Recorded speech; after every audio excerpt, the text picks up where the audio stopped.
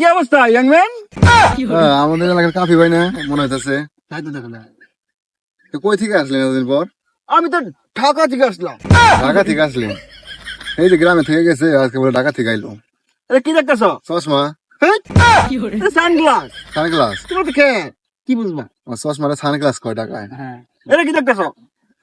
এটা ঘড়ি, ঘড়ি ঘড়ি গৌরী। ঢাকায় বলে ঘড়ি। ঢাকায় এটা ঘড়ি কয়। তোমরা খেয়াতি রয়ে গেলা।